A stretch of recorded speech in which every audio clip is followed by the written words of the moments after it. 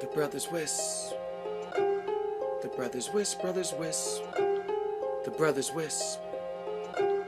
The brothers. You're now listening to Greg. It's the brothers. Hey everybody, this is Greg with the Brothers WISP, number 115. We have a star-studded cast today. A whole lot of faces you guys haven't seen for quite a while. I love your spooky mood lighting you've got going there, David Atias out in LA.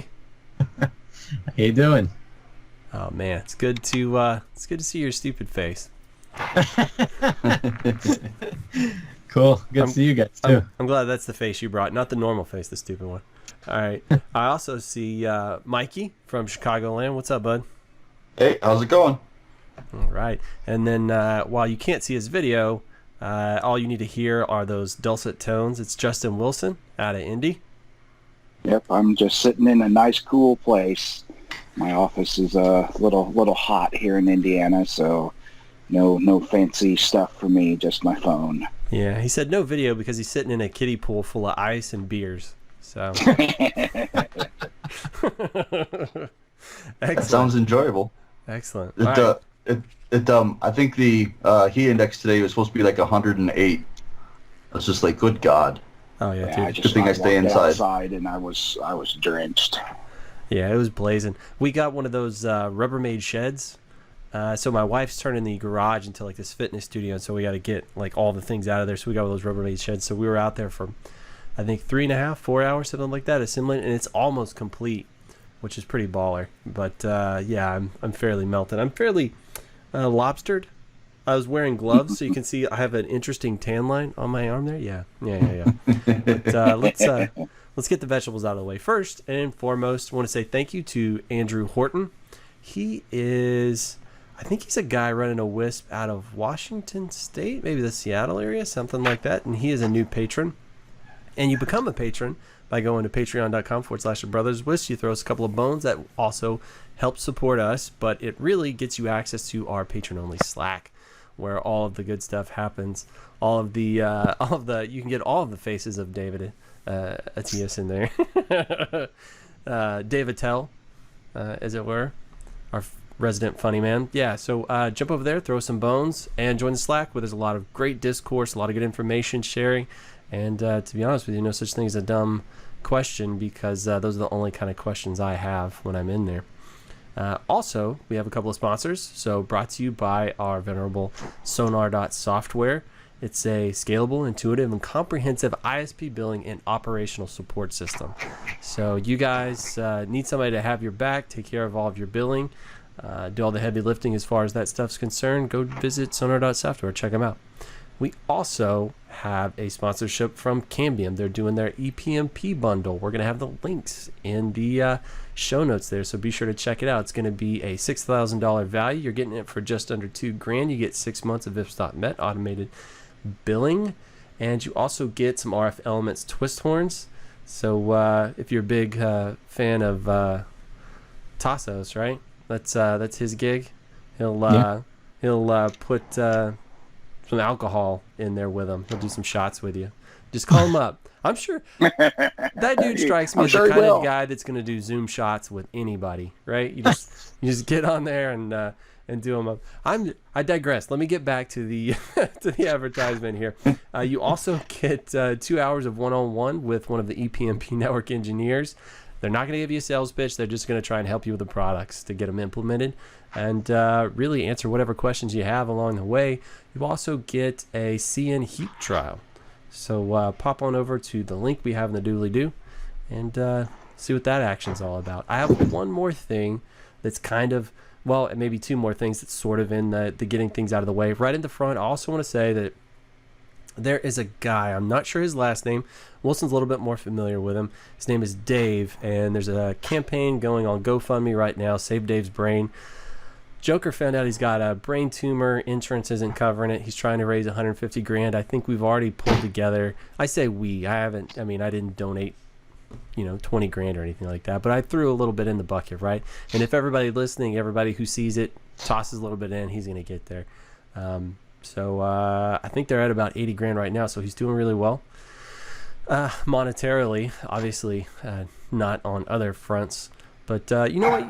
You see people come out of the woodwork and donate to like that stuff like that. I think that feeds into your overall well-being, and I think that can help you whenever you're going through any of this crazy stuff like this. So go in there, toss them a couple of bones, make the guy's day a little bit brighter. We also have it goes to show you it goes to show you the WISP community is an actual community. You know, we talk about it on the Brothers WISP Slack of all the people that's in there, and you know the whole WISP community it's always been kind of that way. You know, there's very few who look at the guy next door as their competitor.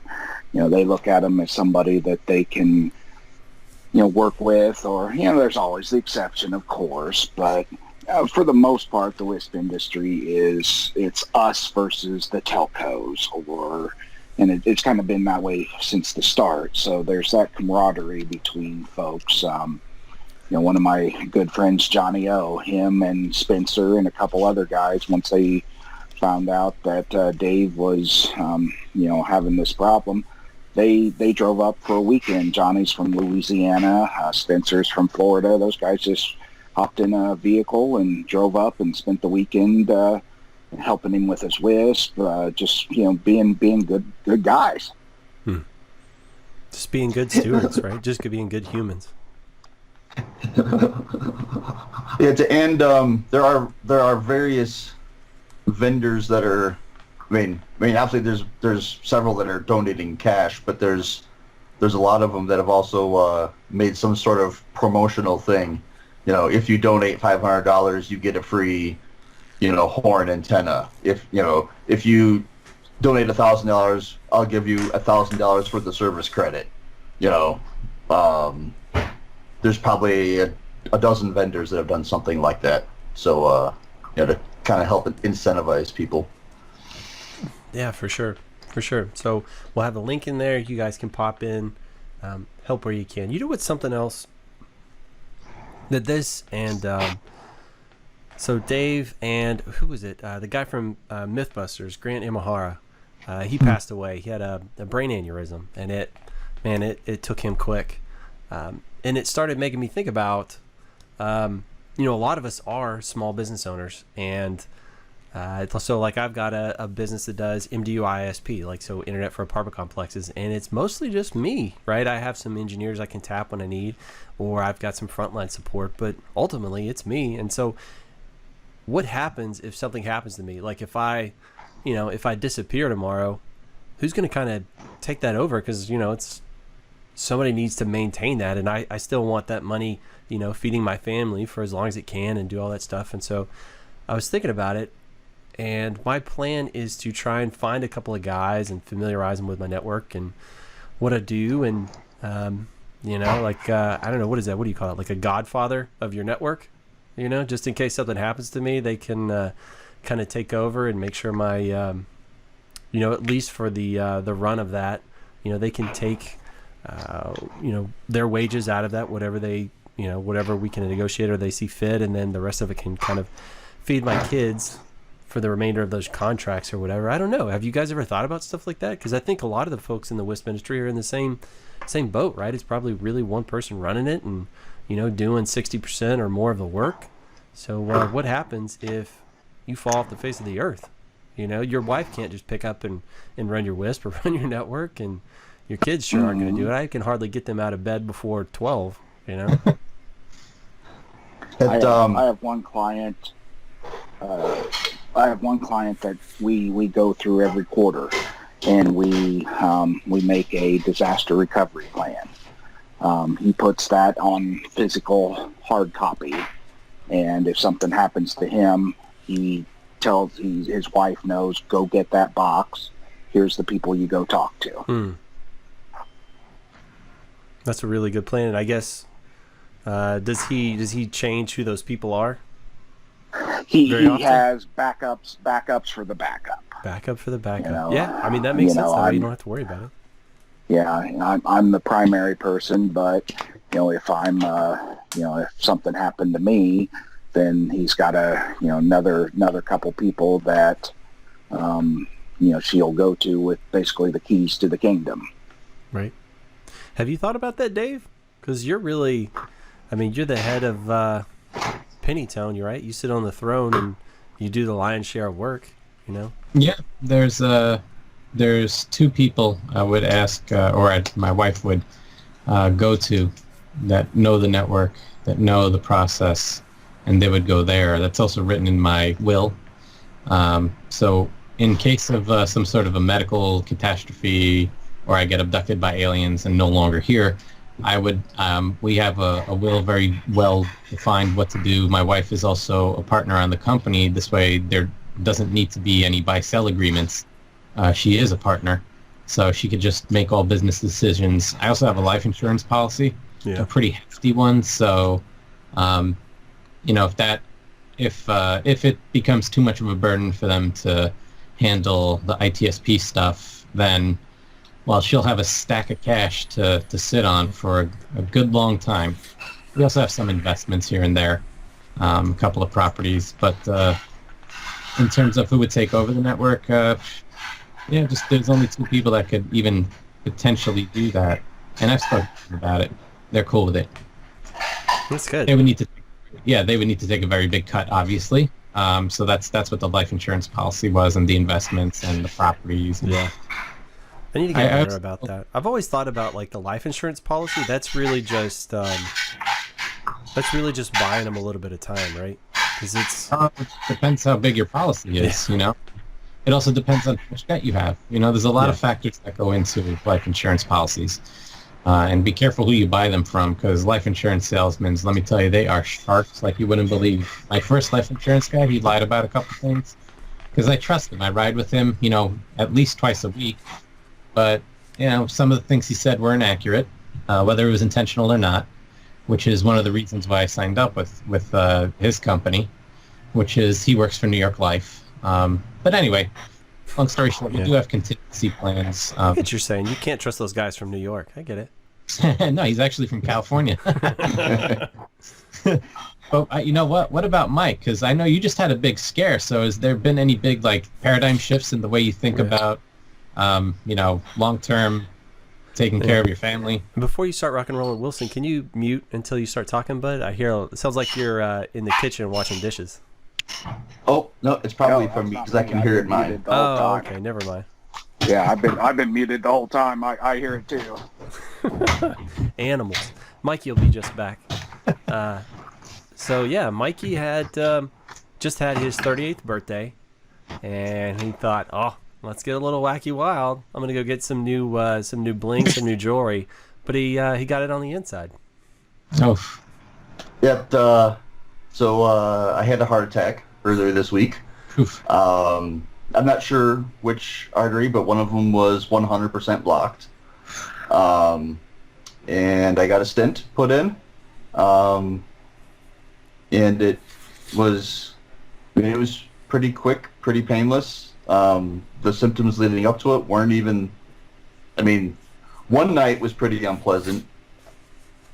But other than that, one night, it was just a little sore is all. So was it? I'm sorry, go ahead. Because I know you had like a cold or something, so you went and you got a COVID test. Is that when they figured it out? And so I had, so Monday afternoon, I texted my wife and I said something to the effect of, I feel a little weird. And she's like, okay, what do you mean by that? And so I described a couple symptoms, and she's like, okay, well, those symptoms are on the COVID checklist. Right. She works at a retirement community. My dad's been in poor health for a number of years. It was planned, which we ended up doing, but earlier today we had a Skype funeral for somebody else, so that I was gonna be around other old people, and I was like, okay, well, let's go get this COVID thing checked out, make sure I'm not gonna bring anything to any of these people. And a day later they said, no, you don't have COVID. I'm like, okay, well, let's get me in to see what I do have. And so that next morning would be now Wednesday morning. I got in and, checked various things. Did an EKG. EKG said everything was great. Checked a variety of other stuff, and he's just like, well, I'm going to order a couple of these tests, just throwing darts at a dartboard, and we'll see what happens. And, I went over to their other building to get all the blood tests done. Left there, went to the grocery store, went to Target, came home, was home 10 minutes. I got a call that said, you need to find someone to drive you to the ER right now. I was like, Ow. Oh, okay. Action? Wait, that was your action? Oh, okay. And so I was just like, they didn't, that's all they told me. And it was just like, okay, well, at that point I felt fine. I barely had any pressure or soreness or anything. I'm like, I feel fine. They didn't tell me what's wrong with me. So, and so then, I then drove to my brother's place, and then he drove me to the hospital. They checked me in, go through all this stuff, and they're like, at some point in the past 2 days you had a heart attack. That's crazy, man. Like, oh, okay. Did they figure that out from your blood work, I guess?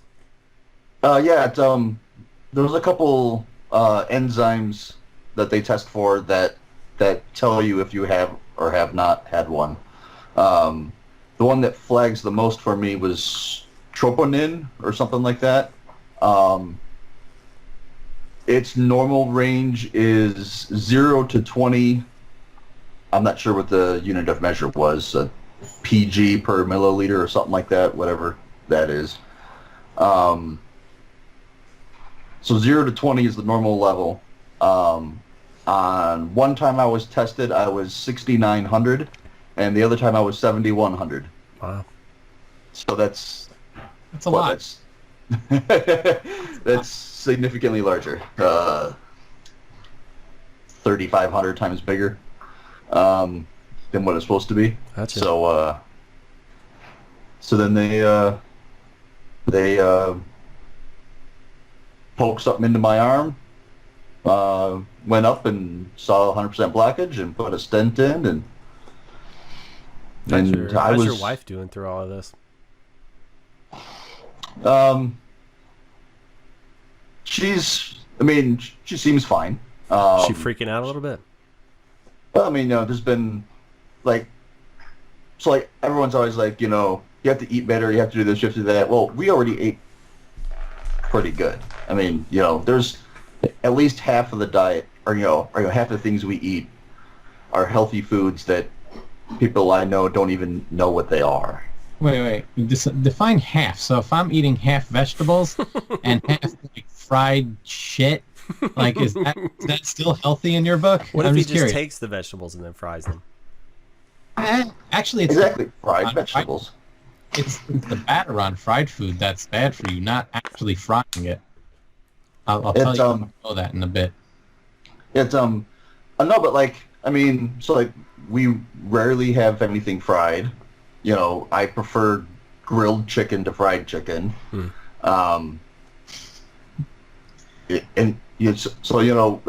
We were,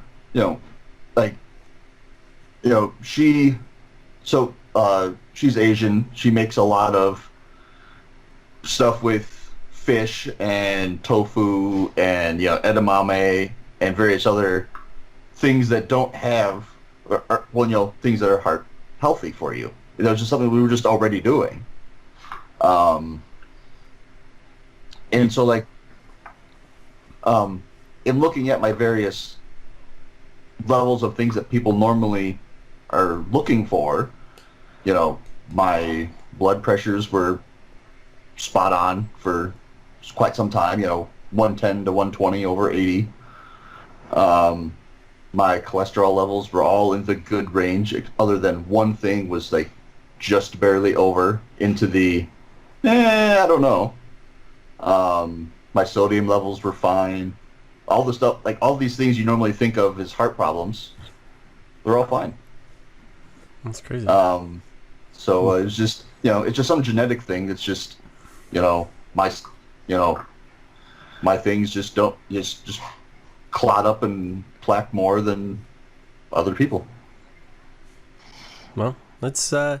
You made it. You're on the other side of it. You're taking steps to take care of it. It seems like, at least in my experience, when there's like a traumatic event like that, the person it's happening to, it seems is less impacted, like emotionally afterwards, than their significant other. Because like you're in it. That's like there's really two outcomes for you, right? I make it out, everything's awesome, or I'm not there anymore, and then it's somebody else's problem now, right? Wherein like your significant other, all they can do is just sit there and feel helpless, and so it's after big events like this, it usually seems like a really good idea to check in with them, see how they're doing. Just I know it seems counterintuitive, right? It seems kind of backwards, like they should be the one looking after you, but it's tough. Like after I've seen it personally as well as through other folks, so it's kind of wacky. Sure. If I can, sorry.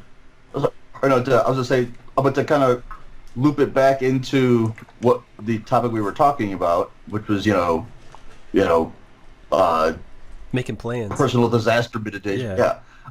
So I had when I got LastPass several years ago, I made a shared folder of company appropriate logins and things. And I shared one to a longtime friend. He's a tech guy, but he's he's not an ISP. And I think I shared it to Justin as well. And it's just like, well, if something happens, they at least know how to log into the equipment. They know how to log into whatever vendors I have and manage services or adjust whatever needs to be adjusted. But I don't know how well I've maintained that folder, so maybe one of the things I'll do this next week is make sure the things I use are still in that folder, right? And take things out of that folder that are old. Yeah, so they don't kind of a reminder. Yeah, and then I figured that's something I could probably do. Getting much more sophisticated than that in terms of DR planning is probably not going to happen. So I'll just leave it at that. And the bare minimum. Sorry, Justin, you'll just have to figure it out. Well, I don't know how many ISPs I've gone into where somebody left or they fired somebody and they just don't have the passwords. And really, that's the biggest thing. Hey, what are the common passwords you used? What are some of the critical IP addresses, the stuff in case you're in triage mode? And just having those is a big deal for someone who can do some investigative work. Right.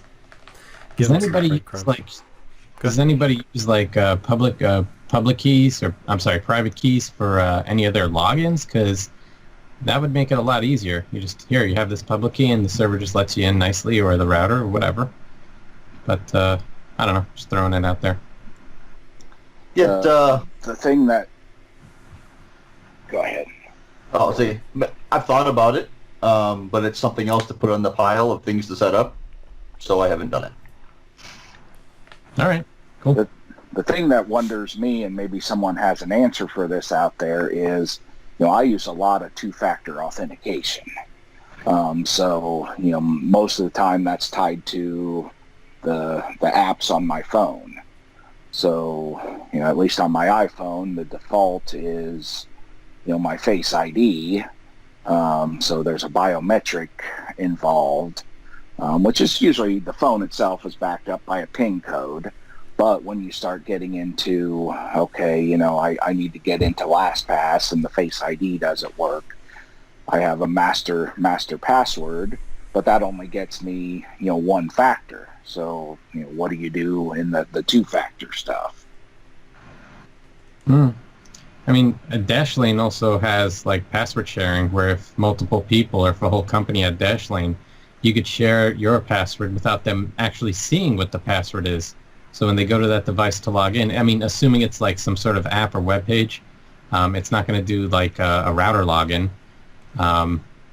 But it would just autofill that. You wouldn't see the password at all. So if that person ever gets fired or passes away, you could just revoke their, remove sharing of that credential. And I'm still a big advocate of public keys. It makes life a lot easier, but of course that's only for like servers and routers, not everything. So I guess that's what's the parable you would use, Greg, to like explain that? What is that, like multifaceted type of authenticate? You always have some good parable things, like for two-factor, you could say like belt and suspenders. There you go. You have them both, so you got backup. Cool. All right.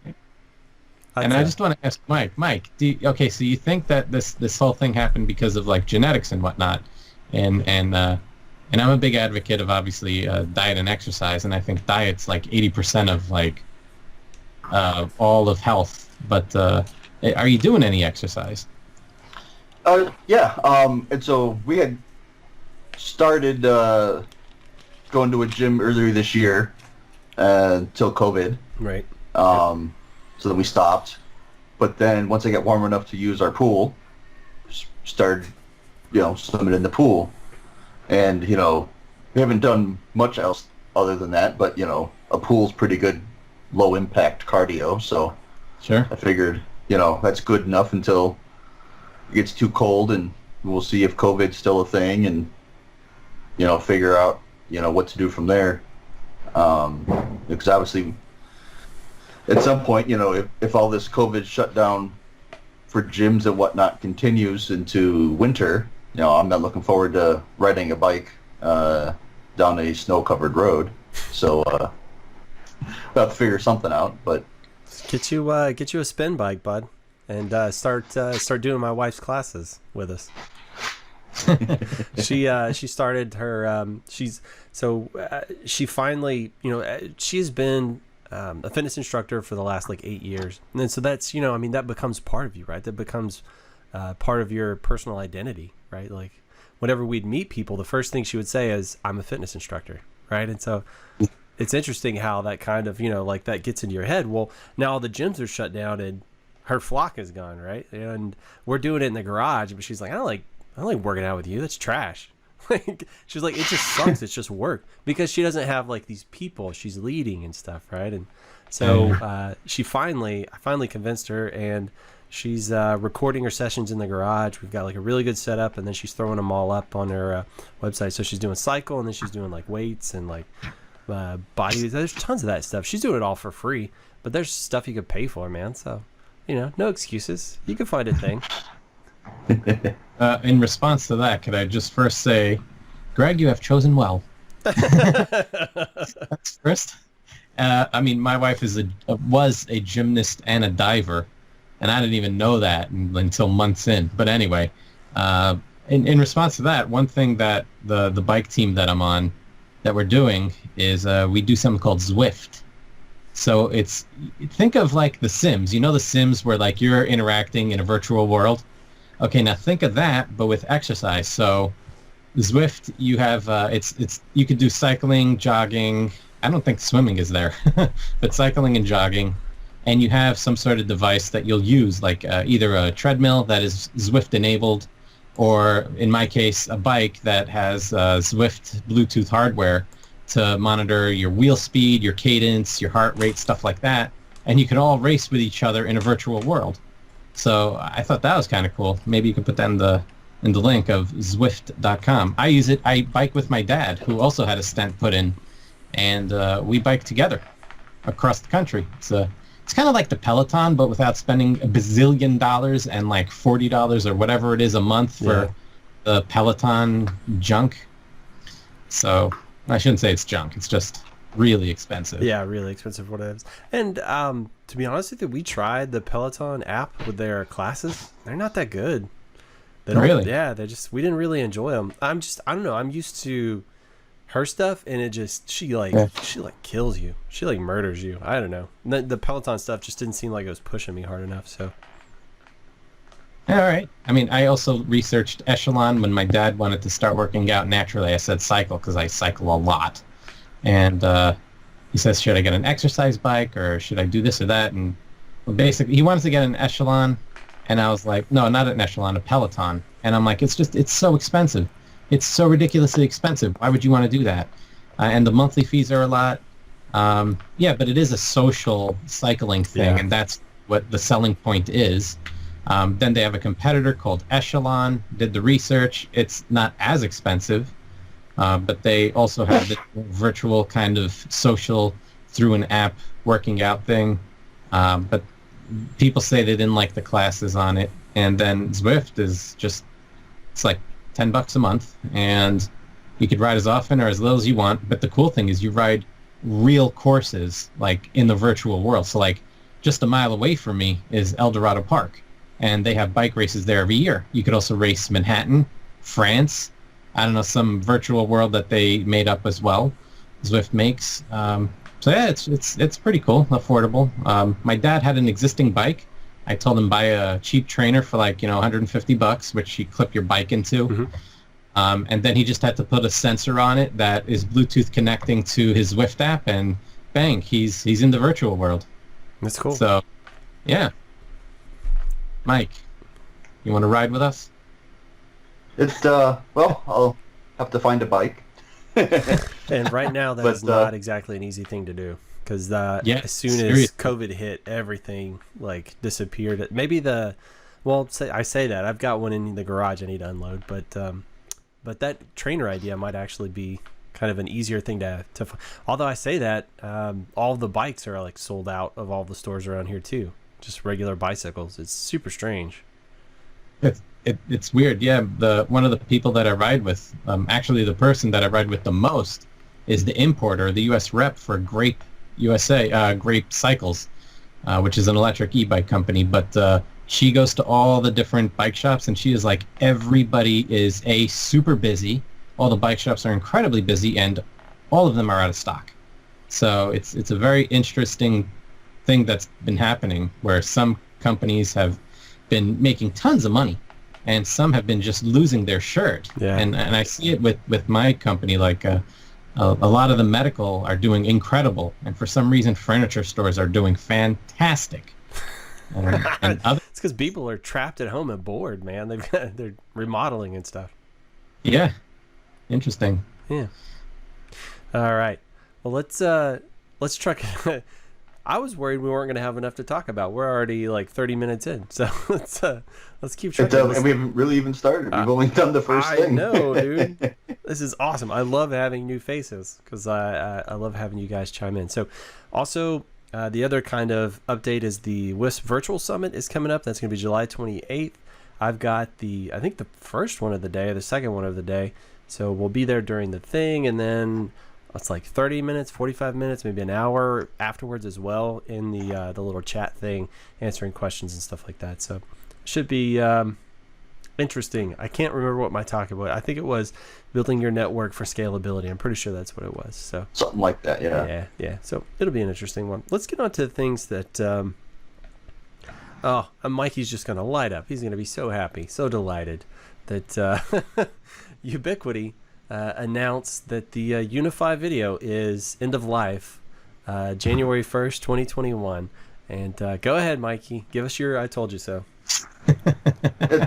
Well, and it's a double-edged sword, because I use Unifi video because other than Ubiquiti's, as much as I berate them for things, it had a really nice user interface. The pricing wasn't ridiculous. It wasn't the cheapest stuff out there, but it wasn't ridiculous.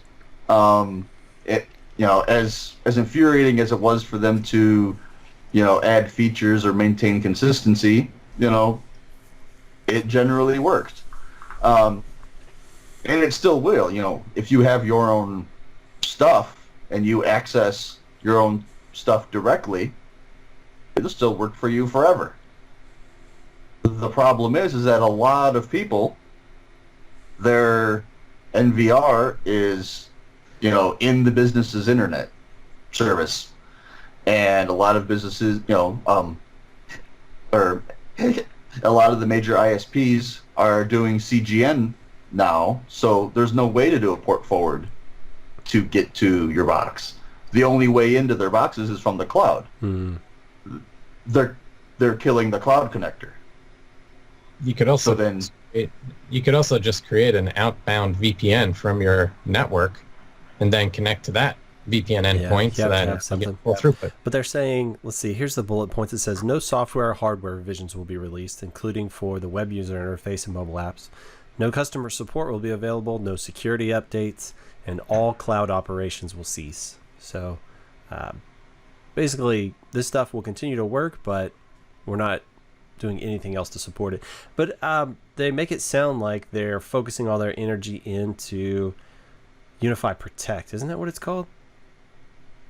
We'll focus. yes, and they've been talking about Unifi Protect for a while. The problem is that, like everything Ubiquiti does, almost everything they do, they come out with a new thing, and they don't achieve feature parity with the thing they had before until they're ready to dump that one and build the next one. They never maintain feature parity from old versions to new versions more than a couple years at a time. So you still can't do everything on Protect that you can do on Unifi Video, such as your own hardware. It sounds like they're offering a one-click migration of Unifi Video managed cameras over to the Unifi Protect system, so that it should make things simple. It says, what's the difference between Unifi Video and Unifi Protect? Is that the NVR piece, really? Yes. Okay. And Would I you have believe to have one of their security appliances as well, or can you, if you just have an NVR, like say a CloudKey Gen 2, can you just migrate that, or do you have to have the security appliance? if I remember correctly, you could use the upgraded version of the CloudKey Gen 2. I forgot what it was called, CloudKey Gen 2 Plus or something like that. And then you could, they just recently came out with a rack mount version that has a whole bunch of storage in it, or can have a whole bunch of storage, but it's still fairly limited. But you have to use one of their boxes, whether it's the Gen 2 Plus or whatever, or their new bigger NVR. Yeah, my biggest question is like my home setup, and I think there's a lot of people like mine that I have a microchip router, I have an NVR with cameras and Unifi. Am I going to have to replace my microchip router? Yeah, and that's where it starts to get complicated when they're as they bring it into a one source solution. What do you do with all the things in your previous life of freedom? And there's just some installations that are just impossible on Protect. I've seen guys talking about they one guy has an installation of like 174 cameras, and Ubiquiti only lets you do 50 on a box, and that's only 30 days of retention, and it's all all these other limitations that you just can't work around, without getting a rack full of their boxes and each of them being independent, which is ridiculous. And so the only way forward seems to be going to somebody else, because from what I gather on the Protect, it sounds like on the mobile app, and I've never used it so I'm not sure, but from what I'm reading on the forum, on the mobile app, the only way to get to your NVR is through the Protect cloud service. So should Ubiquiti decide to shut it off, like they're doing with Unifi Video, like they did with MFi, like they did with a bunch of other cloud platforms. Now your investment's completely stranded. All the other platforms that were released, you could access it locally, but from what I hear, mobile apps can't protect directly. They have to go through cloud. Yeah. So that doesn't instill confidence in anybody deploying it. That's a big killer. Almost all my family members have Unifi Video, and they love the app because they get the emails, they get the notifications when there's movement and all that stuff. They love it. And I'm not an expert in the video surveillance industry, but I've been looking at it increasingly more often as it looked like Ubiquiti wasn't going to be a good long-term option. And the bulk of camera sales or NVR sales or whatnot all use hardware or companies that are linked to the Chinese government and are banned in the United States in terms of, so U.S. hasn't banned this equipment existing in the U.S., but these various other companies,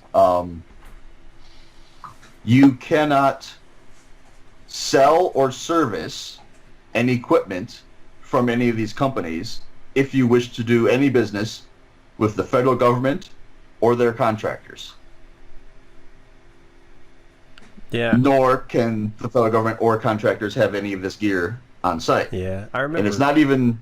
We had some contracts with some government folks at the data center, and there was like certain brands that if they were going to get a network connection from you, they had to make sure that you weren't going to use any of these specific brands. Even if, what was crazy is even if it was passive equipment, they're like, no, you can't use that. No optical muxes made by this manufacturer are allowed. That's like passive equipment, right? There's no electronics in there.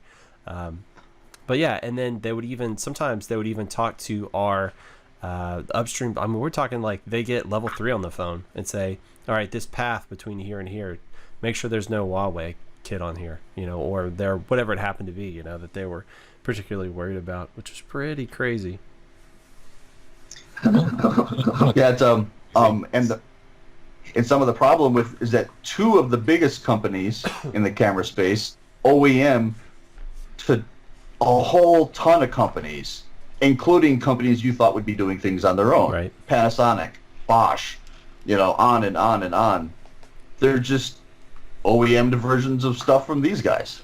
And so you have to go to a website that has a listing of all the companies that are known to be OEMing from these particular companies.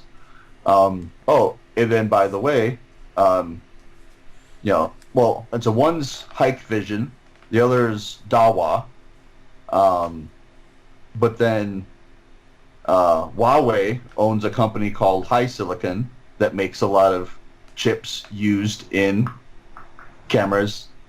So then you have to figure out, okay, what's the chipset being used in the camera? Is it a HiSilicon chipset? I mean, now there's a ban going on and it's pretty public. Mm. Companies that don't use those are proudly stating, we don't use this. Right. So that way it makes it a little bit easier. But, if you're not looking at a company that proudly says, but we're not using this, how it's going to be very difficult to figure it out without just buying it and tearing it open. But I am looking at a company called Hanwha. They're South Korean. They used to be like Samsung surveillance or something like that. And, they have some cameras that are, near the Ubiquiti price range, sub $200. They also have cameras that are $30,000. Yeah. So they have quite the gamut. Those are big optical zoom, explosion proof, pan tilt zoom, crazy things. But I mean, they have a wide range of cameras, and like the intelligence on them, from what it's a sales guy talking to me, I haven't laid my hands on them yet, is just amazing. Like Ubiquiti has a hard time with motion detection, period. Oh yeah. And from what from what the Hanwha guy is saying is that they have well, he calls it an AI, but it learns what's supposed to be where and what's normal. It can tell a shadow from a from a person. It can tell a green car from a red car. Like, but I mean, obviously obviously the picture would have green versus red, but it can identify, hey, this is a red car. It can do all this stuff, and it's all done on the camera. So I'm really looking forward to trying out some of their cheaper models. It sounds like as you go up the line, I mean, it sounds like they've got some models that will even identify specific people. Hey, Bob just walked through this camera. Like, Jesus, that's crazy. That's cool. I'm one of my folks is on a rooftop, and the building itself, their security system, it is set up to anywhere within their property, so out to the street. It will identify somebody, so when it sees somebody new on their property, it goes in, it draws a box around them if you're watching it real time. It zooms in to their face, and if they're an employee, it pops up and says, this is so-and-so. And you can, within all the camera range, you can locate that person, what they have done for the past 60 days. You can follow them. It's crazy. In the software, you can go into the software and say, I want to know where this person was between the hours of 10 a.m. and 1 p.m. and it will follow them. That's bananas. Dang. You watch the guy play Candy Crush on the toilet for 20 minutes. Yep. I think we're in the age of hardware as a service. Meraki did this. Now Ubiquiti. You buy a laptop. You can't upgrade your laptop anymore. Whoever upgraded their laptop, really? I mean, that was the thing in the early 2000s. The last time I upgraded a hard drive. Anyway, it's just hard drive. In the past 12 months, I have upgraded 3 laptops, hard drives, and RAM. yeah. You also keep the oldest shit around. All right. So. Like one, I moved from 8 gigs to 16 gigs. The other one, I moved it to an NVMe SSD from a 2.5-inch SSD. You're such a dork.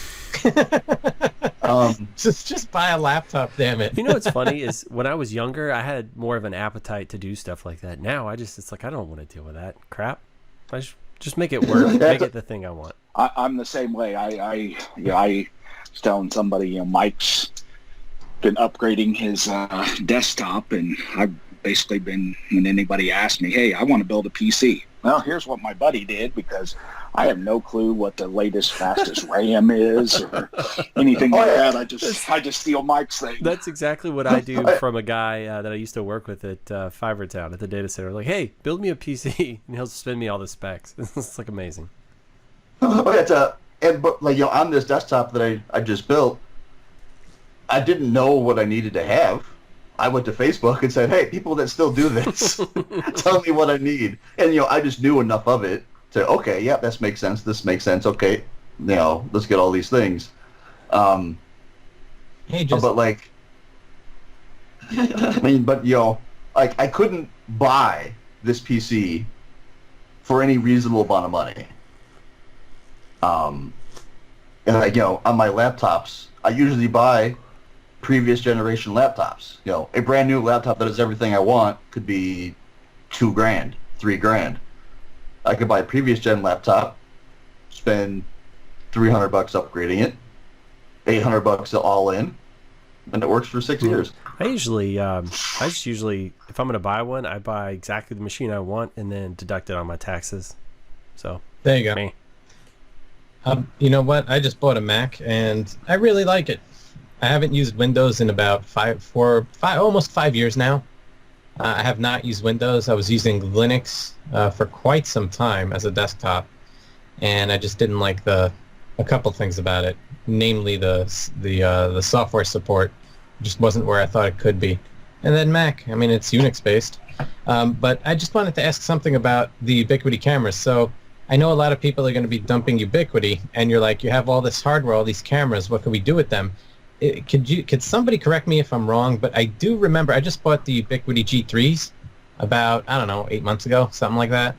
And while I was setting them up, I remember seeing something in there about ONVIF, which is the surveillance camera standard that all these surveillance systems are compatible with. So are the G3s or any Ubiquiti cameras ONVIF compliant? From what I've read, you can get an RSTP stream out of them, but they're not ONVIF compliant, so that you can't control it in any fashion. When you say control, because I don't have any PZTs, or I don't know, does Ubiquiti even make a PZT? No. But like doing brightness, contrast, focus, adjusting any of those things, you then have to log into the camera. You can't do it from your VMS, was that video management system, something like that? Your centralized system. I mean, honestly, I've never logged into my cameras a day after I set them up. I just connected them, and the focus is... The only thing I had to adjust was the audio levels, because they have mics on them. So it is super sensitive. It was picking up cars going by on the street, like way outside. So I had to lower the mic. That was about it, and I did that directly from, logging into the camera itself. So, I don't know. I just thought... The biggest thing I read is you can't... and correct me if I'm wrong, I just read this, is you cannot draw, if you want motion, if you want it to record on motion. You can dump the RTPS stream, but you can't draw the little box that says don't record this. So you can't do basic stuff like that. I thought it was the NVR that decided when to record, not the camera. But the NVR has to tell the camera what to do. So, there's a two-way communication. It's not that the NVR is receiving all this stuff. It's that there's a two-way communication. You got it. The NVR is just like a bucket putting all the video, and the camera tells it. The NVR basically has to tell the camera, hey, these are your settings. Interesting. And that may be some more advanced stuff, but I've used some older cameras, like some like some coax cameras that aren't like digital, and the NVR had that capability. Maybe it's like more resource intensive if the NVR is having to do all that as opposed to pushing it to the camera. I mean, that would make a ton of sense if the camera's doing all the hard work for you. So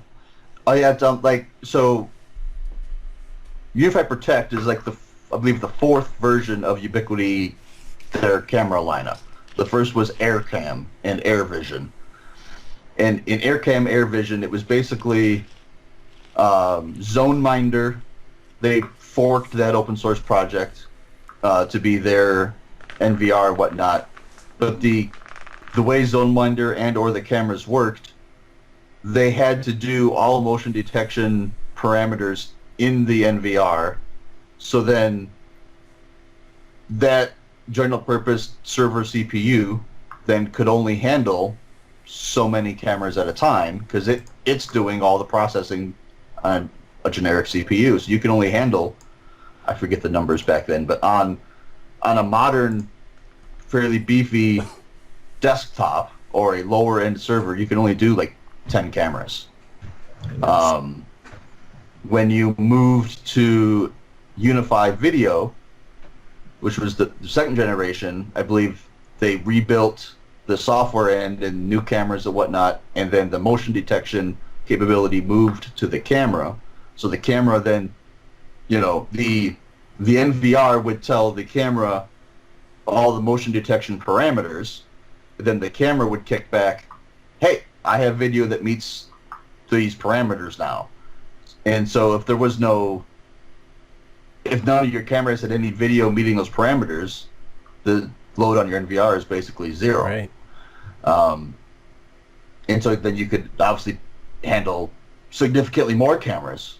You could handle 30, 40 cameras on the same box that AirCam could only do 10. And don't take these numbers as gospel. I don't remember for sure. Yeah. I guess so. But then, on those Hanwha cameras I was talking about, all that intelligence is done on the camera. Show all the red, only show me red cars. So if it's doing all the motion detection and whatnot, it'll only tell you, oh, hey, here's a video of a red car. So the camera has that intelligence. And then by proxy, has been told what to do.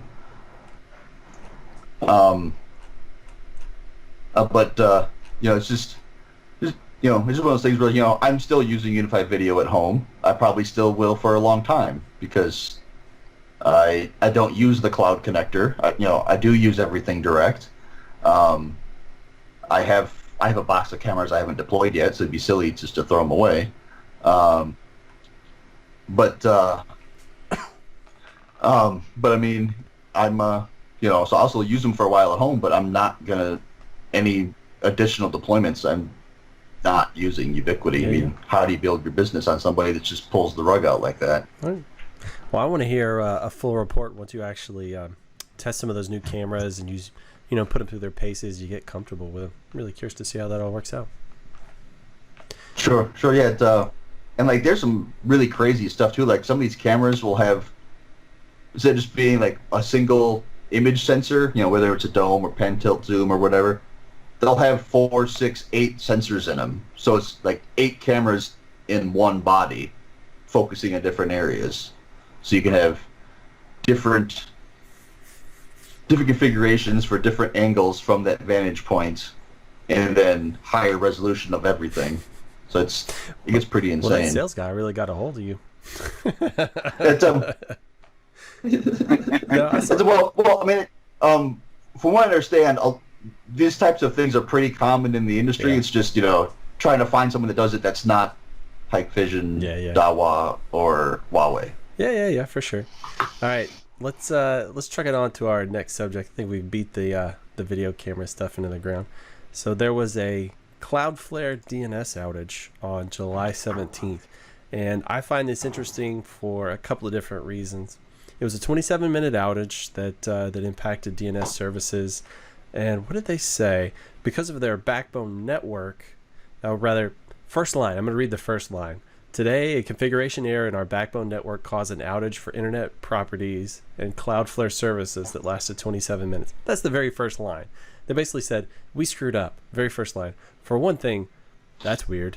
You don't usually see that.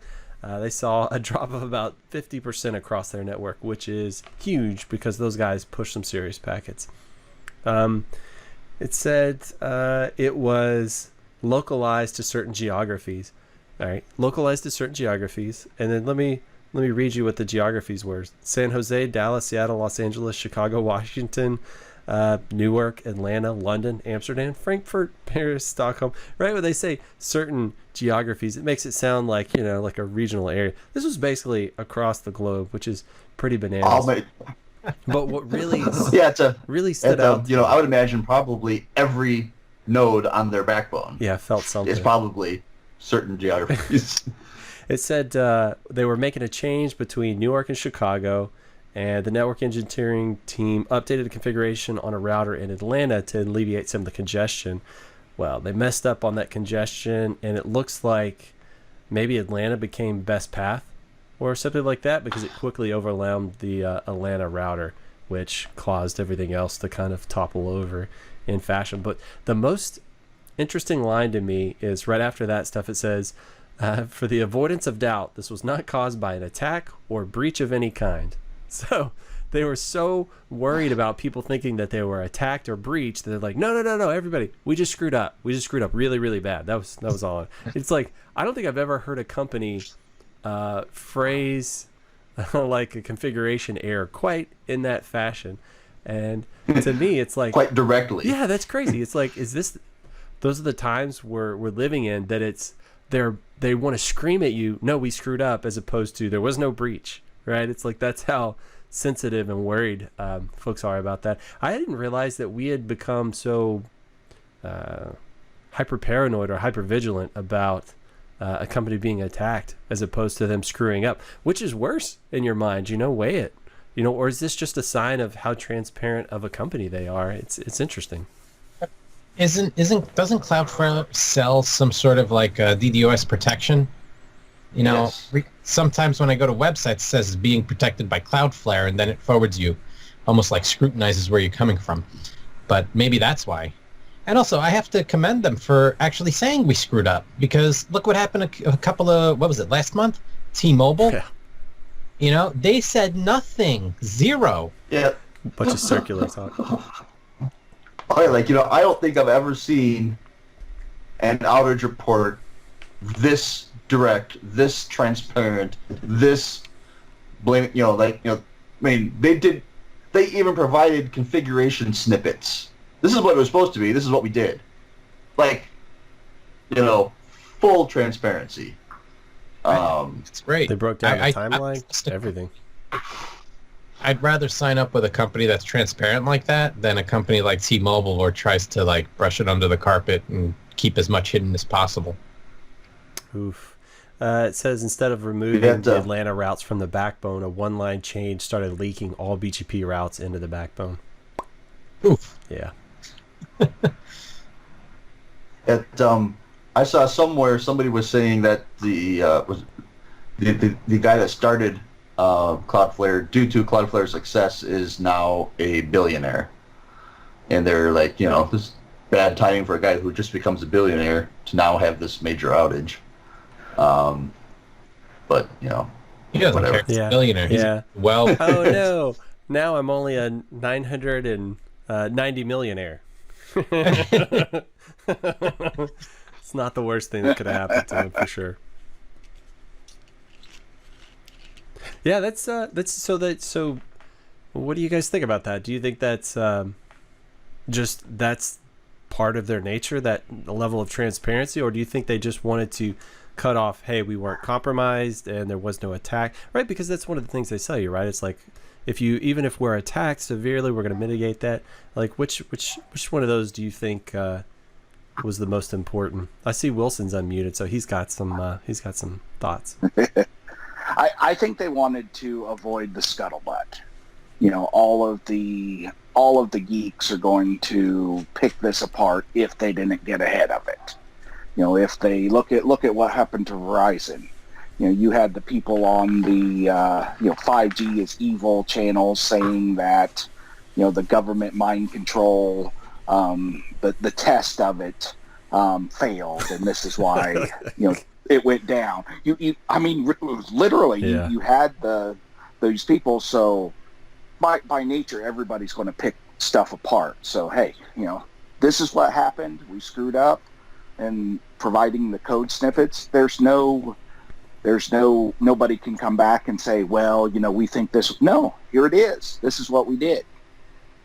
Yeah, that's awesome. This is the most transparent I've ever seen a company be, and everybody screws up. I don't care who you are. Everybody screws up, and so owning up to it quickly. This pumped out the same day that it happened, so that's pretty bananas. you don't see that from any telecom companies or any Silicon Valley type companies. If you get any reason at all, it's there was a problem. That 36-hour CenturyLink outage, that was a big deal. And what was information that was available? Nothing. That T-Mobile outage, what information was available? There was a backbone failure, then something else happened. Okay, but that doesn't tell me what happened. Not to this level. It'd be really wild if they actually posted the faces of the people that actually did the wrong configs. A public shaming. I am Bob. I screwed up. These guys screwed up. Go find them. They've got them in the stocks. They're being flogged. Yeah. That'd be... Oh man. But honestly, I think all companies should follow that example. It's like you said, Greg. Everybody screws up. Big companies, small companies. Everybody's going to have an issue. Being transparent it gives me as a consumer confidence with a company that would be transparent. So I think it's a great thing, honestly. I mean, obviously nobody wants outages, but owning up to it and being transparent and letting people know down to the code snippet, that's crazy. It's bananas.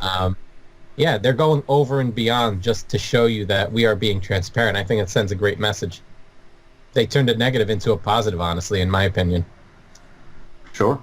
Well, why is it that most people aren't transparent like this? Are they just afraid that they're going to have to pay out SLAs, maybe? Right? If I admit that I screwed up as opposed to something else? Or do most people think, hey, folks are going to lose confidence in me because, we had some kind of internal failure or breakdown? Like, it's like, why do most people cover that crap up?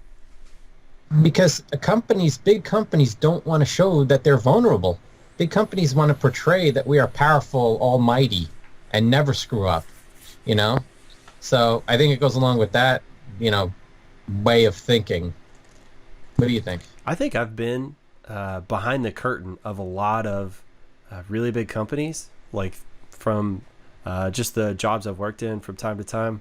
And I would never name names, but I've seen some where they look amazing and then you walk through the door and it turns out it's just a Hollywood set, right? Everything's a facade and it's just 2x4s leaned down to the ground holding everything up, right? So you really just got a hamster in the back running as fast as he can, keeping the thing out straight, So it's like, I guess some folks, all they have is perception, right? And I've always heard perception is reality, and I believe it to be true. So if people believe you're this big, powerful company, then, maybe it's true.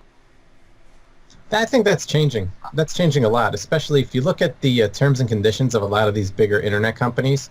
They no longer write it in legalese, where you need a lawyer to interpret it that understands Latin. I mean, they're writing their terms and conditions in plain English that people can understand. So I think there's definitely a change in how companies are trying to relate to customers and the message that they want to portray. So that's what I've seen. And I think some of it has to do with if you're a publicly traded company versus a private company. Yeah. If you're a publicly traded company, the more you disclose, the more that people start sniffing. Okay, was this a data breach? Was this something that the shareholders have to get worried about? So is your stock price going to drop? Yeah. If you just kind of, it was nothing, no big deal. Yeah. I guess the more you say, the more risk there is associated with what you've just said. Publicly traded companies are going to get traded, and their value is based on their earnings and their sales. That's really it. But look at what happened to CenturyLink when they had their last outage. Their stock dropped 15% the next day, and that was due to not confidence in the company. People were selling shares, so that's also the stock news. Price dropped. Yeah, that's news, and that's knee-jerk reaction. Oh yeah. Yeah, but it happens. If you're a major stockholder in the company and you have $20 million invested and you lose 20% of that in one day, you're going to be calling CenturyLink and, hey, what the heck really happened here?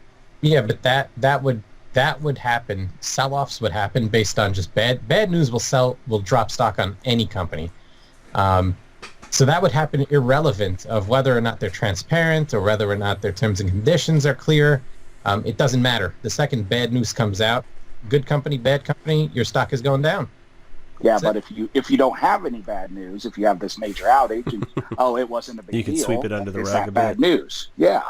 I don't know if that's. I mean, a company as big as CenturyLink, if they have an outage, it's going to get on the news. Someone's going to pick it up. I mean, that's big. So whatever. I don't think you could ignore something like that. Conversely, if there was a huge outage and a company hasn't come out and made a statement, that shows really poorly on the company. I mean, obviously short-term stock trades, of course, are going to go down when there's an outage.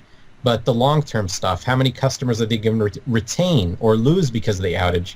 If a company doesn't give a good reason or any reason why they went down, then I'm losing confidence in them, and they obviously don't give a damn about But, the customer. here's something interesting that you may not have thought about, but you've probably been victim of it. You remember back in the day when you used to be at these mail-in rebates? Like you go to Best Buy. It was all predicated on the idea that only X percentage of people are actually going to bother to do all that stuff. Maybe some of them will wait too long. Anyway, right? So not everybody asks for that money back. So I've worked for industries before where sometimes you would have a blip, and if you were quiet about it, and if somebody came to you and said, "Hey, we had a blip," and then you worked one-on-one with that customer and blah blah blah, then most everybody wouldn't.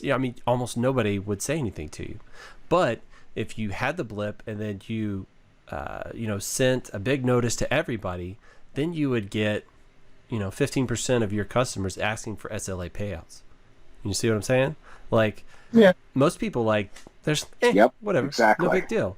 And so maybe that translates to, if you're a small company, I guess depending on your industry, maybe that's the difference of this month I'm going to make 150 grand more this month than I would have otherwise because of those SLA payouts. And then some folks have compounding SLA payouts. So say it's January 15th and I pay out on a little thing.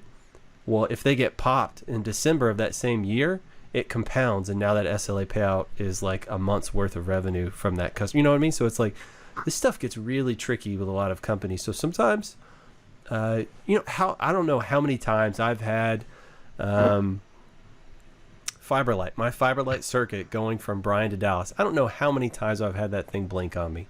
And I just get so tired of putting in a ticket and then saying, "Oh, we can't pinpoint where it was. We saw there was an issue, but we can't tell you what happened," right? Because it would just go down for 4 seconds and then come back enough to, flap your BGP sessions and stuff, and it'd be annoying. But for whatever reason, they couldn't pinpoint it, and I just got to the point where it's like, I don't care anymore. It's just part of doing business with these guys, and I know it. You know what I mean? And so, Yeah. it's crazy how we can get callous to that stuff. And so from that perspective, I can see why some folks wouldn't immediately start, screaming, "Oh, we screwed up," and blah, blah, blah. Having said that, I much prefer transparency. I really like it. And a lot of the guys, when they would screw up, if they were super Talia, anytime Talia had problems, Talia carrier, I would call them. Those jokers would tell me exactly what was going on the phone. Yeah, we only had 2 10 gigs, and we had one go down, and we are way oversaturating that other one to this carrier. Like, oh, okay. It's like, all right. I never once asked for an SLA payout from those guys, just because they were always on it. They were always honest, and I appreciate that. Now, that's not everybody, right? But, I think you just represented a lot more people than you think in terms of how you deal with Telia. Yeah. Well, there's some companies, like there was one we worked with where it was employee owned. So every dollar that that guy, like the guy that was in charge of their telecom bill, saved actually came back to him at the end of the year as a bonus, right? So those guys were Johnny on the spot with SLA payouts. I mean, they would watch us like a hawk. And most companies don't incentivize their employees to really give a crap about every penny. But this one certainly did. So I could see places like that. Yeah, I mean, they would definitely keep you honest, and I always enjoyed that, and I always was transparent with them. Sometimes to the chagrin of whoever the the business unit manager was at the time, but you can't go wrong just telling the truth. Oh yeah, I very rarely file for an SLA credit on any of my transport circuits, not because they don't happen, because it's like, is the credit I get worth my time filling out the form? Yeah. If I only get 5%, let's just say, of my monthly bill back, on $1,000 a month pipe, I get what, $50? Well, say for example, you got 100% back. If you got $1,000 back, but you had 200 business customers mad at you, it's like, does that $1,000 mean jack? It's like, no, not even close, bro. It's like those aren't even equivalent. You know what I mean? You might as well just handed me a Kleenex. Oh, thanks for nothing. Blah. For sure, for sure. Especially like if you've ever done one of those things where you're on the phone talking to angry customers for 6 hours straight. I don't care how much money you pay me back on those SLAs. It's like, it is not worth. It is not worth getting screamed at. It is not worth sitting with your boss and your boss's boss on a phone call with, you know, with these other people. It's like, no amount of payback is worth that. So, ugh. But everybody screws up. A lot of times it's easier just to be honest and come clean. That's the moral of the story from me. Oi, let's we got a couple of faces we haven't had, or I guess most people aren't seeing. So a couple of voices we haven't heard for a little while. So Wilson, you have been doing a lot of stuff with RPKI lately.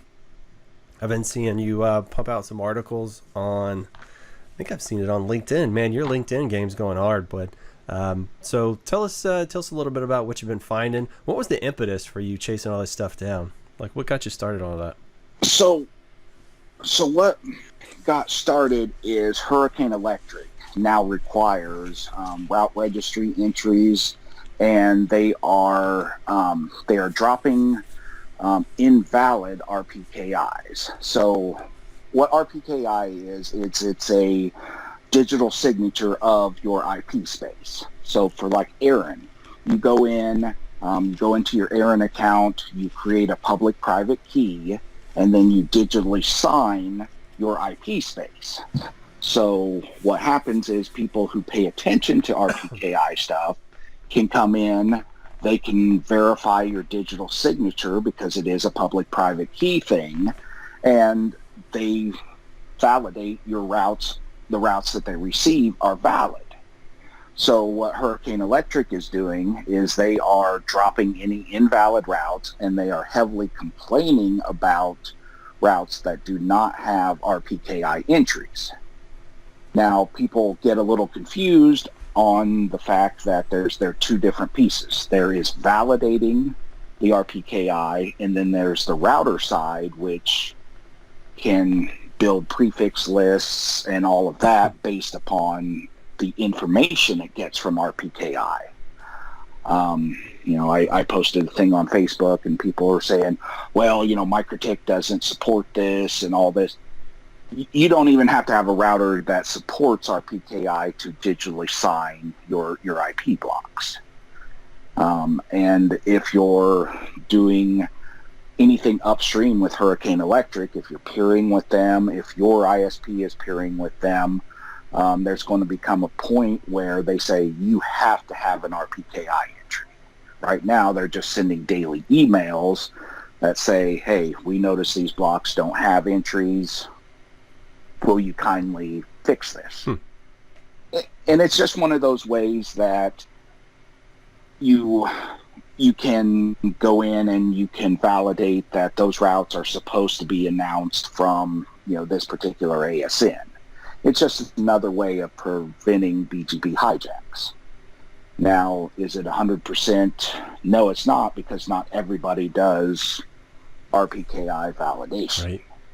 But when you have a major backbone provider like Hurricane Electric that says, hey, we want you to do this, and it's not that hard to do. What happens when, like, China Telecom says, no, we're not going to do RPKI with anybody?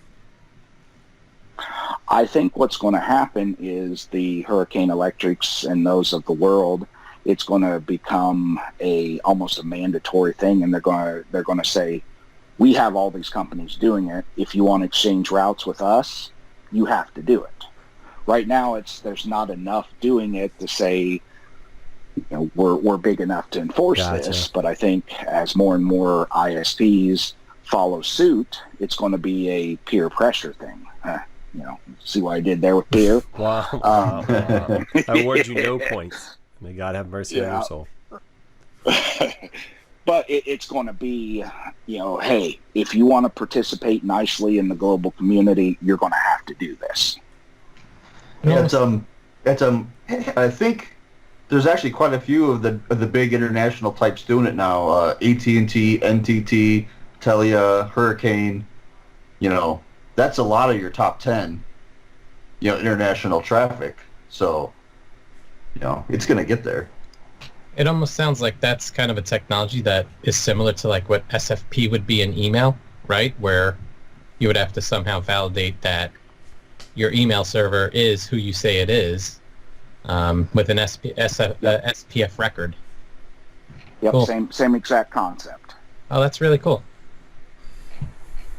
Yeah, and then the next step down the road is, I believe that all RPKI is saying is that this AS is allowed to announce these prefixes, but there's no way of yes, and it's but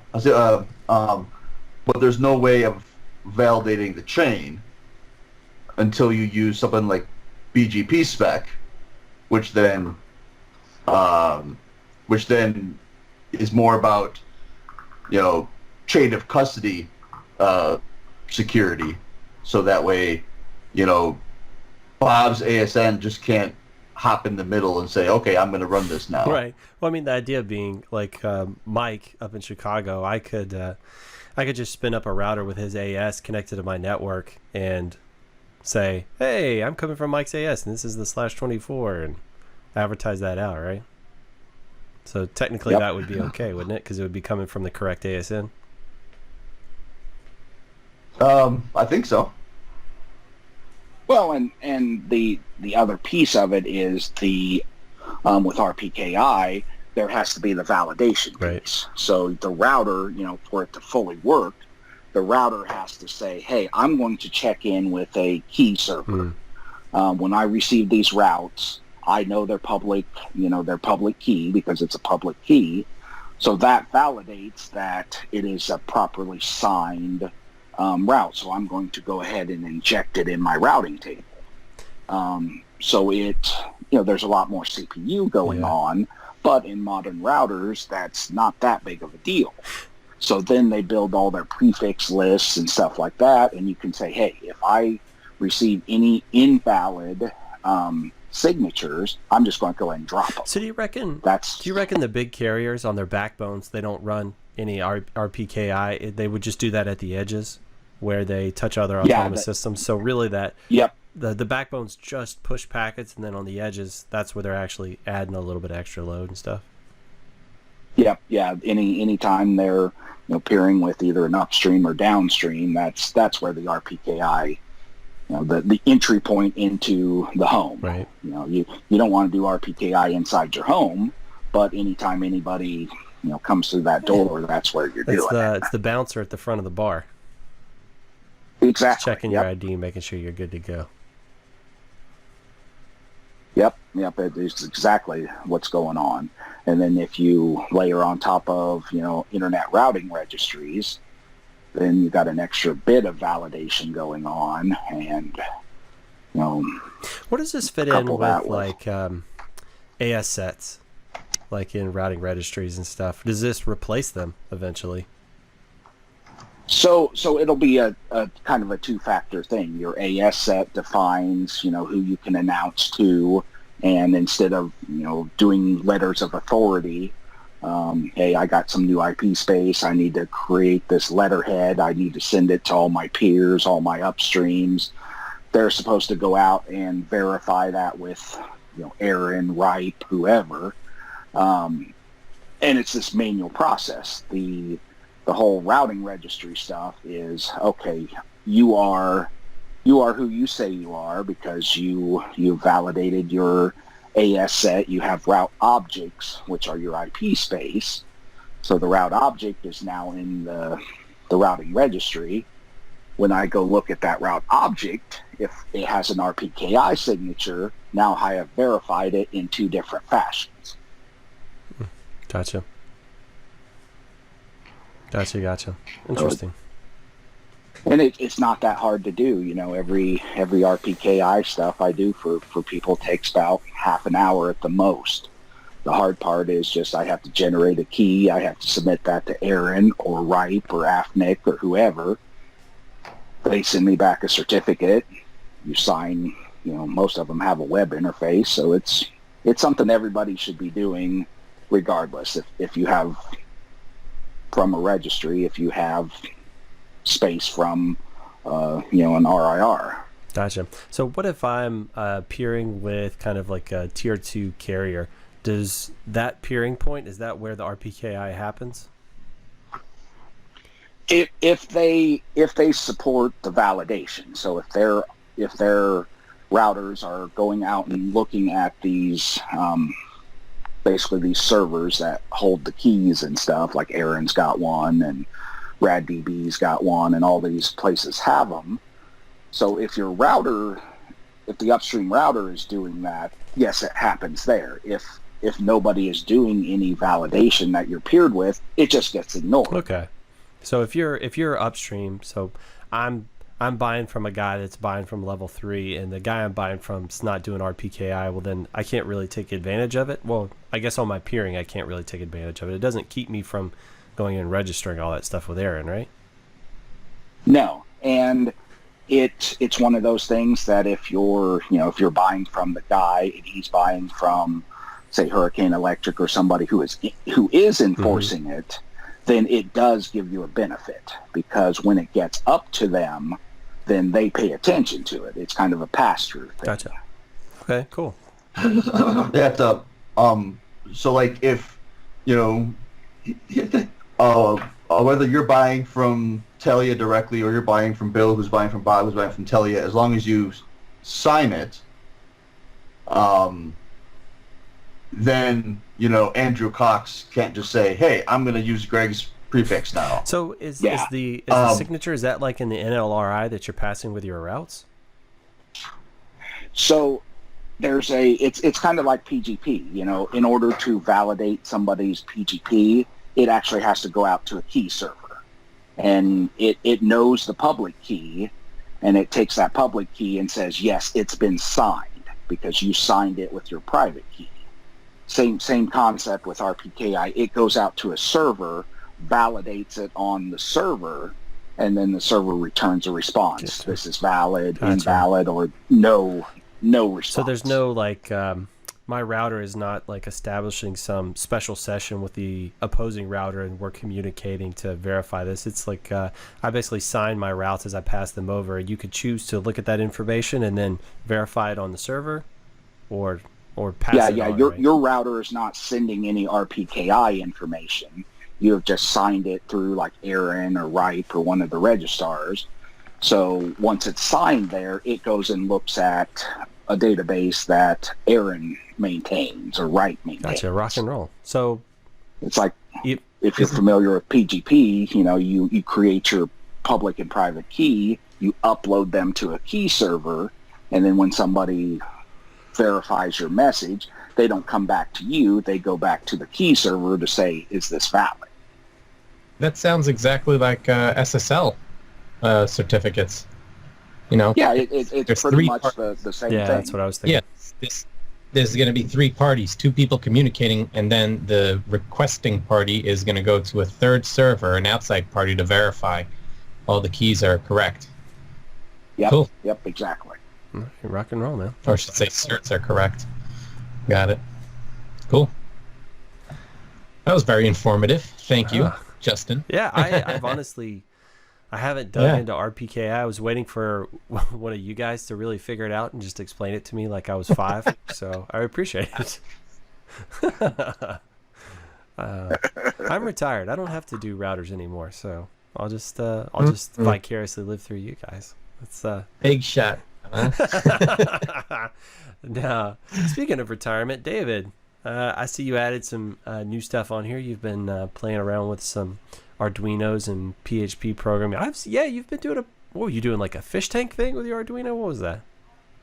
Yeah, so first of all, far from retired, okay? but I decided to learn something new, and for the past, I'd say, a little over a year, I've been learning PHP, just because I've been doing some work with Nick, or I should say he's been doing some work for me, and I've been watching what he's doing and seeing how he can solve so many problems with programming and accomplish so many things technologically, connecting systems, backends. Like, it's all solved with code. And then I started thinking about it. I'm like, our entire lives, our entire existence, everybody's existence is now dependent on technology, and technology is written with code. So I said, you know what?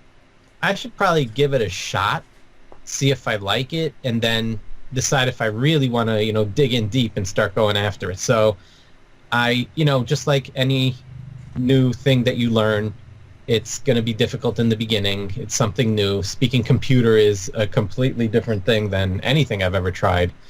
But then I always had in the back of my head that, be brave enough to suck at something new.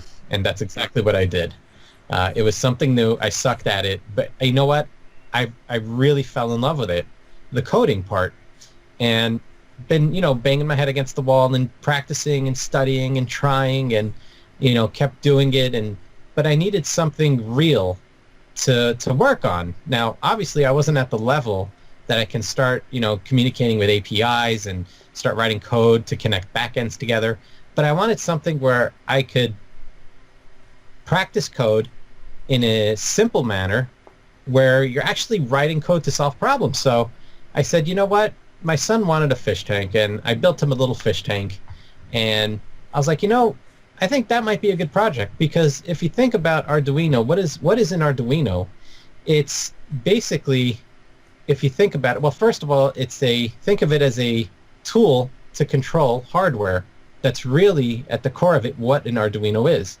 And if you go into it a little bit deeper, Arduino is all about inputs and outputs. So sensors, and then things to control based on sensors. So inputs and outputs. And a fish tank would be perfect for that, because it incorporates so many different sensors and so many different types of hardware that you can control as outputs. So obviously you have temperature in a fish tank. You have outside air temperature, water temperature. Those are sensors. Then you have a heating element and a cooling element. So those are things that an Arduino can get information about and control. So I started doing things with that. I started with a light, and I'm currently working on the heating and cooling. And as you code, I've learned that, there are certain problems that come up, and how do we solve that problem? It's not just like turn on a light, turn off a light. I want it to fade on. I want it to fade off. And then you understand how structure of code, and why does my light keep fading on continuously over and over and over again? So how do I fix that? So then all these little problems, it's exciting, and you start fixing it, and I've learned how to do a couple of cool things. I'm still not where I want to be. I'm a little bit scared of getting to the point where I could start working on my own systems. Well, that's when you get I like the Arduinos too. I've been working, I think I got my first Arduino just before I started working at Fibertown. So that would have been 2000, I think 4 or 5. So I started playing with them a long time ago, and you're right, man. It's amazing. So I've always been fascinated with computers controlling the real world. Like, that's always been like a thing for me. It's like, how do I make these things do this stuff? And whenever you're running into Arduinos, you start running into hardware limitations, which then you can kind of work your way around with code, like you were saying, and like they're single threaded, right? So you can only do one loop at a time. And how do I sort of work around that and come up with interesting things? This bad boy, which you have, this is the successor to the ESP8266. This is the ESP32, and this is multi-threaded. So that's really cool. You can actually pin certain processes to threads. So that's pretty awesome. I thought this is what I'm going to be learning next. And they have Bluetooth, built-in Wi-Fi. Those are pretty baller. There's a lot of capability built into those. The ESP8266s, I think I'm getting those from China for about $150, $160 a piece. Yeah. The ESP32s are about $8 each, and they have built-in Wi-Fi, Bluetooth, and Bluetooth low energy. I think it is BLE. But you know what? I'm not ready. I don't think I'm ready for that yet. I don't need multi-threads right now, but I would like some Wi-Fi capabilities so that I can connect it to like an MQTT server, and then you could start making an app that you turn on and off shit. Here's what I love working on. This little guy. This is the this little guy right here is the Arduino Nano, and it's so much fun. I built a radio. Here's the antenna. You know, cool stuff, and a little rotary encoder and LCD screens to see what station you're on. But it's pretty exciting. It really is. Highly recommend it for anybody that wants to learn to code. You learn how to use libraries, how to communicate with hardware. And that does seem like a good entry point, because you're doing real things. I remember like when I was in school doing programming, we would like in Java class. I hated Java class. We would make like a ball bounce on the screen. It's like I could not care less about doing this. You know what I mean? In the beginning, it is boring as hell, and I think that because you're like, why do I need to make an array? Why do I care about creating a, like, who gives a crap? Where am I ever going to use this? But if you start using an Arduino, you're like, oh, wait a minute, I could use a switch case for this scenario, you know, and it gets really awesome. Yeah. You know, Tassos actually really had some really good feedback on Arduino. Apparently, he's using it in his race car. So brake temperatures, he has some sort. I mean, I don't know if it's exactly Arduino. I think it is, but he's getting brake temperatures real time from his car, which is incredibly important if you're about to go into a turn at, you know, and you're at 120 miles an hour and you need to slam those brakes to get down to like 50 so you can hit that turn and your brakes work. So for a race car driver, that's incredibly important. And he's also working on some sort of wireless switch, on-off switch for, I'm not sure what, but he also did some 3D printing so you can mount all of his stuff. Really cool stuff there. So the applications are just endless, and I have fallen in love with this stuff. I use them. So I've been using these 8266s in a couple of different three different places right now, just doing LED control. So like the LEDs behind me, there's a library that is, I mean, it is the one to go with. It's WLED, and it's got this amazingly slick interface so that it installs on the ESP8266, runs a web server. You pull up the page straight off of there. It's got a full API on the back end. If you want to connect to it like that, you can pop it straight into your Node-RED, all that stuff. But it's got an amazing array of control capabilities built into it. So you can run your NeoPixels and stuff. And so I run it on my shelves behind me, which look at that. I've got to distract as much as possible from this mug. Right, so dude, it's baller. You could do all kinds of. I mean, there's like a million features in here, but like my wife in her cycle classes, I took 2 pieces of PVC pipe and I mounted them to stands. I 3D printed brackets to hold them on the stands, and I have NeoPixel strips on there. And so she's got an iPad that whenever she's in her cycle class, it's attached to the front of her bike, and it's split screen. So one screen shows her playlist for all her songs, you know, like the speed and how you're going to do everything. And on the right is the control for her lights. So whenever you're going to do like a power song, she hits like a button, and it's like got pre-programmed a bunch of different modes, and she picks whichever one she wants, just hitting a button. And it'll be like red is for like power, like we're going uphill, we're climbing and stuff. And then blue is going to be sprints. Right. And so it's like, I don't know, it's like this visual indicator to people. And, you know, and then it adds like all this atmosphere. I don't know. It's just, it's crazy how much you can get out of a $1.75 microcontroller and $30 of LEDs. You know, it's so cool how you can. And I'm assuming you can inspire children. I'm like a 40-year-old child, basically. I'm not 40 yet, but I'm practically there. So it definitely gives me a reason to mess with this stuff. I love it. Yeah, totally. And actually, there's a library that you can use that will change your lights and the patterns based on the song's beats per second, beats per minute, whatever it is. And also you have individually addressable LEDs. So the ones you have behind you, I'm going to guess they're not individually addressable. Oh. So like you can't... Yeah, these are WS2812s. I've been using these because I've made 4 light suits. Because individually addressable, you can make each light a different color and have it like cascade across. Oh yeah, dude, that's sweet. Let's see what else. Yeah, so I can do like straight rainbow fades. Nice. Yeah. Well, yeah, but each in light at a time. That's Yeah. what's individual, like what you're doing right there. So I mean, it can be a lot of fun. Like my kid's room, I want to do a lot with LEDs because my son. I mean, we have this Nebula starlight projector, and he loves lights and lasers and anything visual that's like ooh ah pretty. So there's a lot I want to do there. They have bunk beds, so I want to put lights under the bunk beds. It's going to be really exciting. I'm telling you, and I couldn't be more happy with having this much fun, learning this much, with, like you said, how inexpensive it really is. It's incredible. I mean, an Arduino Nano costs like $3, but your ESP8266 is a little more advanced. But yeah, $140. How could you not? You can't have fun with a $140 in any other way, Yeah. right? I remember when I got started, these things were like $20 a piece. So it was like Yeah. you were reusing the same one for every project, and now they're so tiny, they're so cheap. You just embed them straight in, and you're done.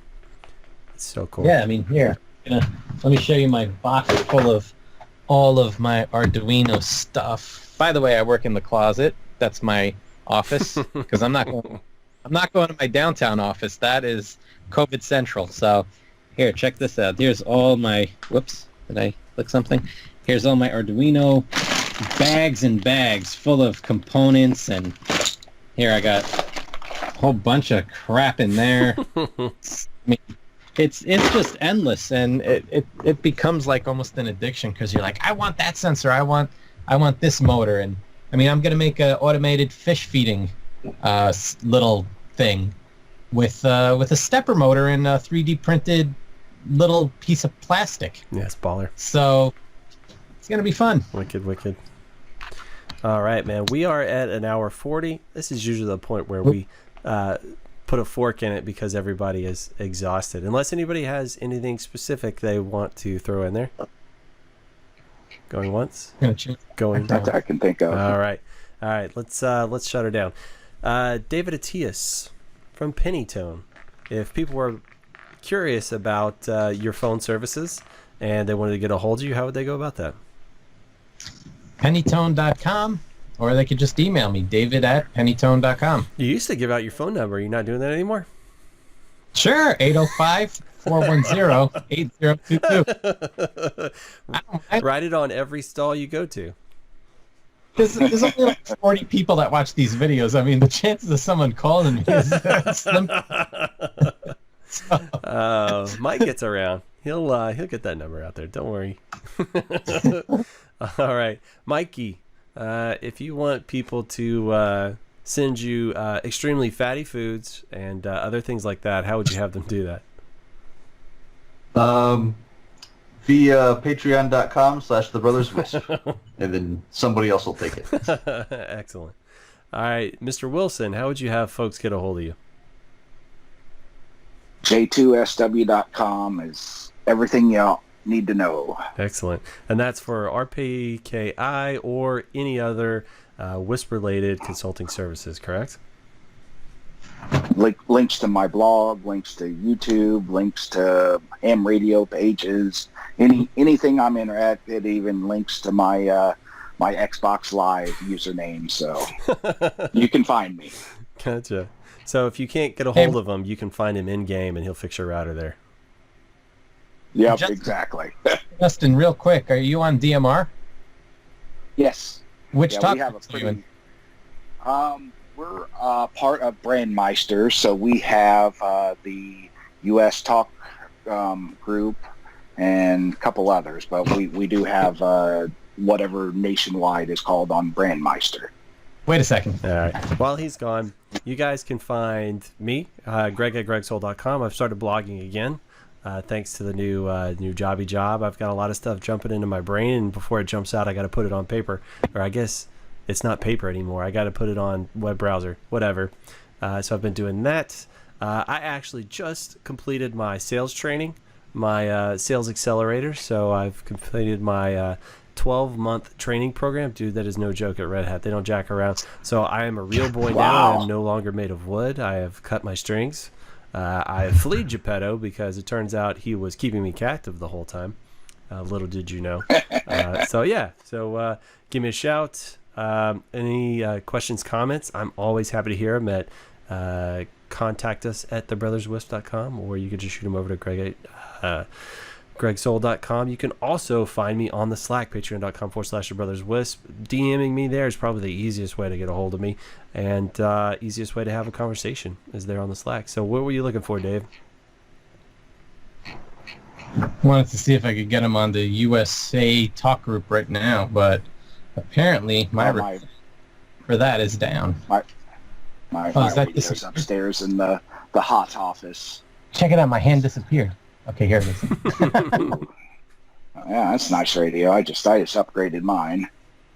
Yeah, I love this stuff. Too bad not everybody does until the big one. Once the big one hits, then we're going to be talking on these bad boys. The big one. Yes. Are we not in the big one now? Are we? Earthquake, where communications go down when Cloudflare fails and T-Mobile is down, and all we have is ham radio. I'll just get a hold of you with smoke signals. That'll be good. Cool. All right. Well, thank you guys for listening. Thank you guys for participating. Familiar faces that we haven't seen for a long time. Thank you guys. David, Wilson, Mikey, I'm glad you survived the big one. And you're still here. So am I. Kicking with us, man. So questions, comments, keep them coming. Thank you guys so much for listening. Bye. See ya. Start searching, shooting up the web in neighborhoods, net surfing. We got horrible jokes, we're loud and annoying, but we're informative facts, we're not disappointing. Just give us a listen, cause fun is the mission. I'm telling you, you don't know what you are missing. Ideas and some good comedy given. If you missed the show already, don't worry, you're forgiven.